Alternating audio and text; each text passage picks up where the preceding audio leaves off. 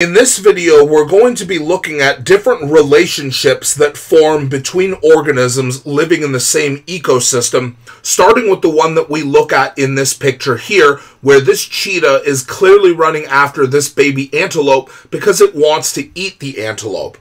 This is an example of a predator-prey relationship, or simply called a predation relationship. So the cheetah, we know, is running after the antelope, and therefore the cheetah is defined as the predator in this relationship because it wants to eat the baby antelope, while the baby antelope is defined as the prey because it's running away from the cheetah because it doesn't want to be eaten by the cheetah. Now, this is a very simple relationship to understand. The cheetah wants to eat, it catches and kills the baby antelope, it eats the baby antelope, and the relationship is over, which is why we define predation as a short-term relationship, because once the prey is caught and eaten, the predator needs to look for another prey organism and start the relationship all over again. In this video, we're going to explore long-term relationships instead, which are different than simple predator-prey interactions. And these relationships are what we call symbiosis or symbiotic relationships. If we break down the literal meaning of this word, we can see the root of this word is bio, meaning that it is referring to life. And the prefix of this word sim that we see in the English word sympathy or sympathetic is a word that means that we're doing something together. Hence, a symbiotic relationship is a relationship formed between two organisms that are living together. And we will start with probably the most easy to define and well understood example of a symbiotic relationship, mutualism.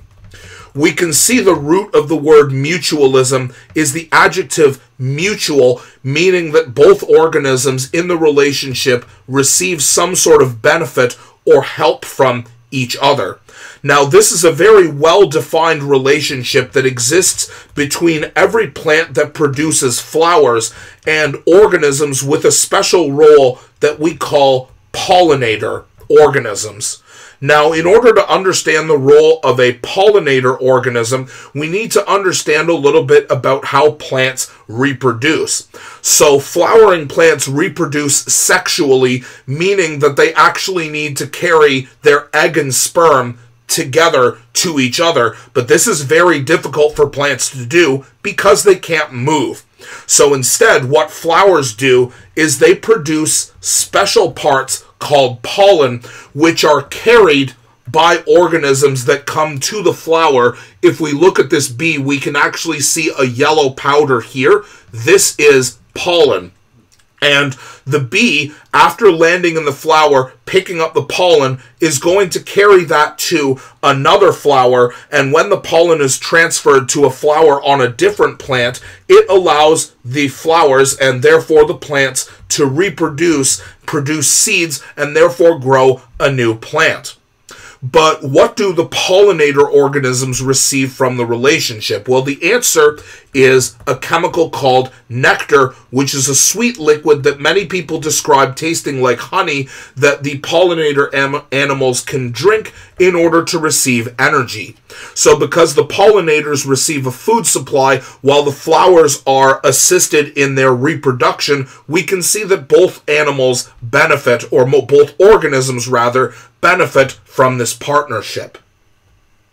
Closely related to mutualism is the relationship called commensalism or commensal relationships, in which one organism in the partnership benefits just like in a mutualistic relationship, but the other organism receives no harm or benefit and remains unaffected. And this relationship takes place underwater between the type of fish that we see here called a clownfish, and yes, this is the same type of fish from the Finding Nemo movies, and the relationship it forms with this weird looking animal behind it, which is what we call an anemone.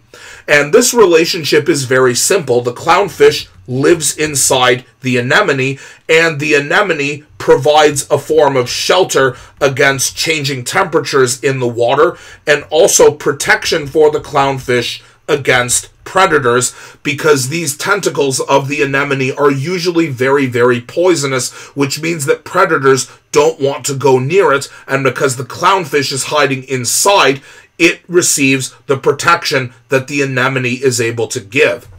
But the anemone, however, does not receive any benefit from the clownfish. The clownfish doesn't help the anemone by living inside, but the clownfish is not a predator, which means the anemone is not harmed by the clownfish living inside, and therefore this is not a mutualistic, but instead is a commensal relationship.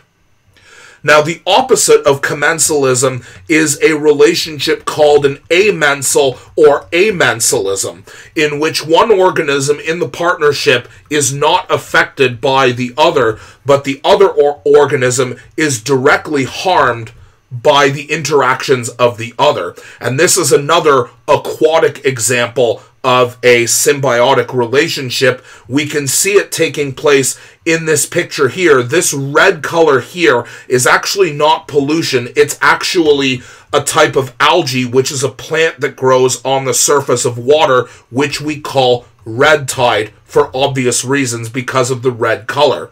And the relationship red tide forms that is an ammensal relationship exists between the algae and any fish that are unlucky enough to swim through this.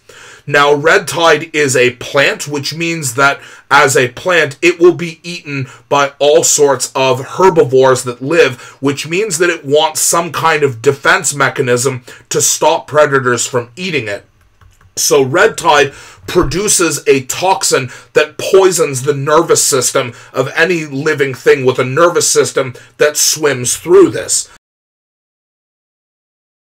Now, normally this would simply be a defense mechanism against predator-prey, but in this case, these fish are just innocent bystanders that swim through this area here. So the fish have no effect on the red tide because these fish in particular were not predators of the red tide, but because the fish are killed by the nerve poison that is released by the red tide, we see that the fish are definitely harmed in this relationship here.